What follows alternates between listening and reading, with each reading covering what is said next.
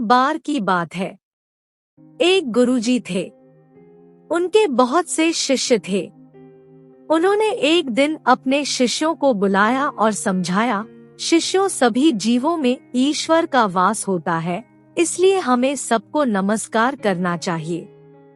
कुछ दिनों बाद गुरुजी ने एक विशाल हवन का आयोजन किया और कुछ शिष्यों को लकड़ी लेने के लिए पास के जंगल भेजा। शिष्य लकड़ियां चुन रहे थे कि तभी वहां एक पागल हाथी आ धमका।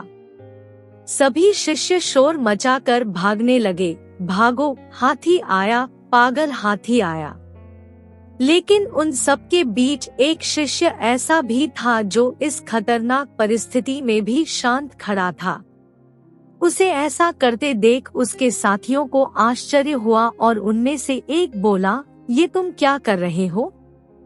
देखते नहीं पागल हाथी इधर ही आ रहा है, भागो और अपनी जान बचाओ।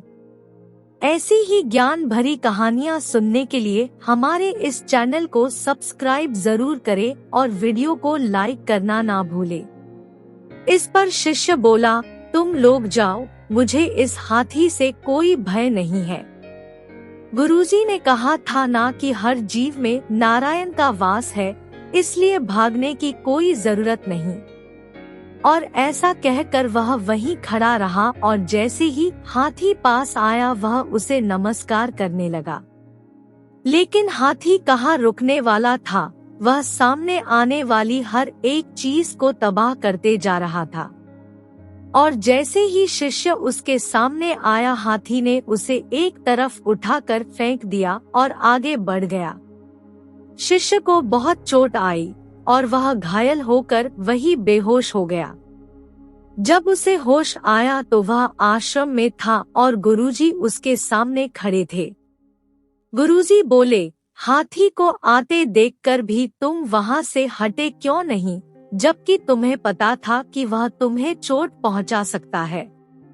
तब शिष्य बोला, गुरुजी, आपने ही तो ये बात कही थी कि सभी जीवों में ईश्वर का वास होता है। इसी वजह से मैं नहीं भागा, मैंने नमस्कार करना उचित समझा। तब गुरुजी ने समझाया, बेटा, तुम मेरी आज्ञा मानते हो, ये बहुत अच्छी बात है, मगर मैंने ये भी तो सिखाया है कि विकट परिस्थितियों में अपना विवेक नहीं खोना चाहिए। पुत्र, हाथी नारायण आ रहे थे, ये तो तुमने देखा।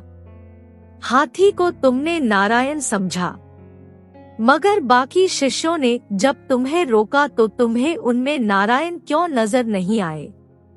उन्होंने भो तो तुम्हें मना किया था ना, उनकी बात का तुमने विश्वास क्यों नहीं किया?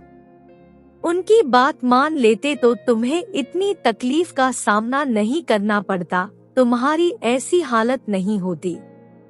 जल भी नारायण है, पर किसी जल को लोग देवता पर चढ़ाते हैं और किसी जल से लोग नहाते धोते हैं। हमेशा देश, काल और परिस्थिति को ध्यान में रखकर निर्णय लेना चाहिए।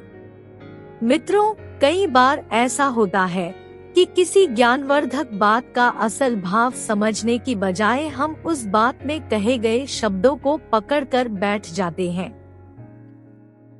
गुरुजी ने शिष्यों को प्रत्येक जीव में नारायण देखने को कहा था, जिसका अर्थ था कि हमें सभी का आदर करना चाहिए और किसी को नुकसान नहीं पहुंचना चाहिए। लेकिन वह शिष्य बस उनके शब्दों को पकड़कर बैठ गया और उसके जान पर बनाई। इस कहानी से हमें ये शिक्षा मिलती है कि हमें दूसरों की बात का अनुसरण तो जरूर करना चाहिए, मगर विशेष परिस्थिति में अपने विवेक का प्रयोग करने से नहीं चूकना चाहिए। हमें अपनी परिस्थिति के अनुसार ही निर्णय लेना चाहिए।